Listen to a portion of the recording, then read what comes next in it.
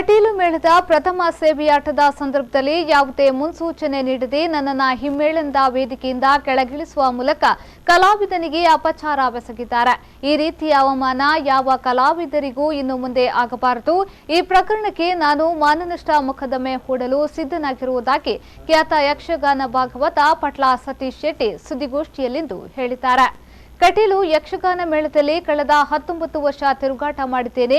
ಮೇಳದ ನಿಯಮ ಉಲ್ಲಂಘಿಸಿಲ್ಲ, ಕಲೆಗೆ ಅಪಪ್ರಚಾರ ಮಾಡಿಲ್ಲ.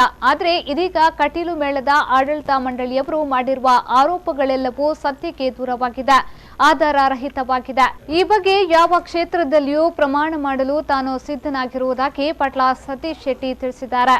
ನಾನು ನಿಮಗೆ ಸಾಕ್ಷಿ ಸಮೇತ ಕೊಡ್ತೇನೆ. ಅವರು ಮೌಖಿಕವಾಗಿ ಈಗ ಕಟೀಲು ಮೇಳದ ಕಲಾವಿದರನ್ನು ಪಾಪ ಅವರ ಮೇಲೆ ಯಾವ ರೀತಿ ಅವರು ಪ್ರೆಷರ್ ಹಾಕ್ತಾರೆ ಎಂಬುದು ನಮಗೆ ಗೊತ್ತೇ ಇದೆ. ಯಾವ ಕಲಾವಿದ ಹೇಗೆ ನನ್ನ ಪರಿಸ್ಥಿತಿಯೇ ಮೊನ್ನೆ ಅಲ್ಲಿ ಆಗಿರುವಾಗ ಆ ಕಲಾವಿದರನ್ನು ಯಾವ ರೀತಿ ಅವರು ಬಳಸಿಕೊಳ್ತಾರೆ, ಹೇಗೆ ಅವರಿಂದ ಕೊಡಿಸ್ತಾರೆ ಎಂಬುದಕ್ಕೆ ಅದುವೇ ಸಾಕ್ಷಿ ಸಾಕಲ್ಲ. ಹೇಳ್ತಾರೆ, ಎರಡೇ ಪದ್ಯ ಆಗುವಾಗ ಹೋದ್ರು, ಪಟ್ಲ ಹೋಗಿ ಅವರನ್ನು ಎಬ್ಬಿಸಿದ್ರು. ನೀವು ಆ ವಿಡಿಯೋವನ್ನು ಕರೆಕ್ಟ್ ಆಗಿ ನೋಡಿ.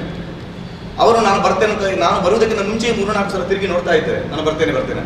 ನೀವು ನೋಡಿಕೊಳ್ಳಿ, ಪುತ್ತೂರು ರಮೇಶ್ ಭಟ್ರು ತಿರುಗಿ ನೋಡ್ತಾ ಇದ್ದಾರೆ. ನಾನು ಹೋಗಿರಲಿಲ್ಲ ರಂಗಸ್ಥಳಕ್ಕೆ. ನಾನು ಸ್ಟೆಪ್ ಹತ್ತುವಾಗಲೇ ಅವ್ರಿಗೆ ಇಳಿದಾಗಿದೆ.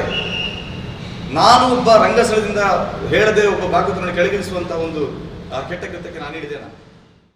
ಪೂಜ್ಯ ಹರಿನಾರಾಯಣ ಶರಣನವರು ಮಾಡಿರುವ ಆರೋಪ ನಿರಾಧಾರವಾದುದು.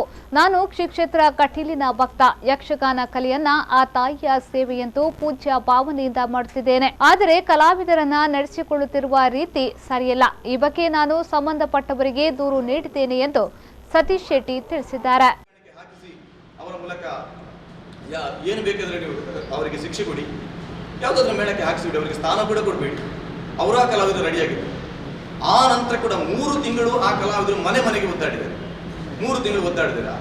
ಒಂದು ಕಡೆಯಿಂದ ನನ್ನಲ್ಲಿ ಕೇಳು ಸಂಶಯನ, ನೀವು ಬೇಕು ಅಂತ ನಾವು ಇಷ್ಟು ಹೋರಾಡಿದ್ವಿ, ನಿಮ್ಮ ಮೇಲಿನ ಪ್ರೀತಿಯಿಂದ ನಾವು ಕಷ್ಟಪಟ್ಟಿವಿ. ನೀವು ನಮ್ಮನ್ನು ಬಿಟ್ಟು ಮೇಳಕ್ಕೆ ಹೋಗ್ತಿದ್ದೀರಲ್ಲ, ನಮ್ಮನ್ನು ಹೊರಗಿಟ್ಟು ನೀವು ನಮ್ಮನ್ನು ಬಿಟ್ಟು ಮೇಳಕ್ಕೆ ಹೋಗ್ತಿದ್ದೀರಲ್ಲ, ನನ್ನ ಪರಿಸ್ಥಿತಿ ಹೇಗಿರ್ಬೋದು ಹೇಳಿ. ನೀವು ದನಿಗಳಲ್ಲಿ ಹೇಳಿದರೆ ಖಂಡಿತ ಬಿಡ್ತಾರೆ, ನೀವು ಅಸರಣರಲ್ಲಿ ಹೇಳಿದರೆ ಖಂಡಿತ ಆಗ್ತದೆ. ನೀವು ಸ್ಟ್ರಿಕ್ಟ್ ಆಗಿ ಹೇಳಿ, ನಾನು ಹೇಗೆ ಹೇಳಿ? ಆ ಕಲಾವಿದರು ನನಗೇನು ಅನ್ಯಾಯ ಮಾಡಿದ್ದಾರೆ? ನನಗೆ ವೈಯಕ್ತಿಕವಾಗಿ ಏನು ಅನ್ಯಾಯ ಮಾಡಿದ್ದಾರೆ? ಅಥವಾ ಆ ಕಲಾವಿದರು ಆ ಸಂದರ್ಭದಲ್ಲಿ ಏನು ಕೇಳಿದ್ರು? ಒಬ್ಬ ಭಾಗವತನನ್ನು ಕೇಳಿದ್ರು. ಒಬ್ಬ ರಂಗದಲ್ಲಿರುವ ಕಲಾವಿದ ತನ್ನ ಪ್ರತಿಸ್ಪರ್ಧಿ ಒಬ್ಬ ಭಾಗವತನನ್ನು ಬೇರೆ ಏನಾದರೂ ಬೇಡಿಕೆ ಇಟ್ಟಿದ್ರೆ ಸರಿ, ಸಂಬಳಕ್ಕಾಗಿ ಅಥವಾ ಇನ್ನಿತರ ಅಷ್ಟೇ ಇಟ್ಟದ್ದು, ಬೇರೆ ಏನು ಅಪರಾಧ ಮಾಡಿದ್ದಾರೆ ಅವರು? ಅದನ್ನು ಅಷ್ಟು ಘನಘೋರವಾಗಿ ತಗೊಳ್ಳುವಂತಹ ಪರಿಸ್ಥಿತಿ ಏನಿತ್ತು?